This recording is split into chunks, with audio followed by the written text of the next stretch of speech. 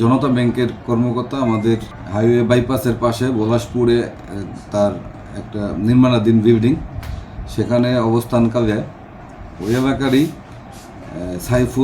সাইফুল গংরা সেখানে কাজের বা বিভিন্ন অজুহাতে তার কাছ থেকে চাঁদার দাবিতে সেখানে উপস্থিত হয়ে তাকে যে মারপিটের ঘটনা ঘটেছিল আপনার সারা বাংলাদেশে, যেটা ভাইরাল হয়েছে, সেই ঘটনার পরিপ্রেক্ষিতে বাদীর অভিযোগের ভিত্তিতে আমরা সেখানে একটা চাঁদাবাজির মামলা এফআইআর করি।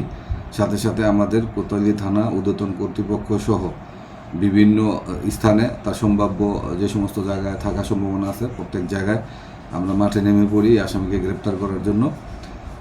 গতকাল রাতে প্রধান যে প্রিন্সিপাল অ্যাকুস্ট সাইফুল, উনি আমাদের এই কোতোয়ালি থানার বাইরে একটা থানা এলাকায় অবস্থান করে আমরা সংবাদ পেয়ে আমাদের ময়মনসিংহ জেলার সুযোগ্য পুলিশ সুপার মহোদয়ের নেতৃত্বে তার সার্বিক নির্দেশনায় আমাদের সমস্ত টিম সেখানে তাকে গ্রেপ্তারের জন্য আমরা চলে যাই।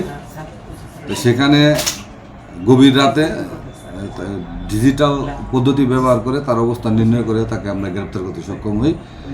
তাকে আমরা আজকে কোর্টে সোপর্দ করব।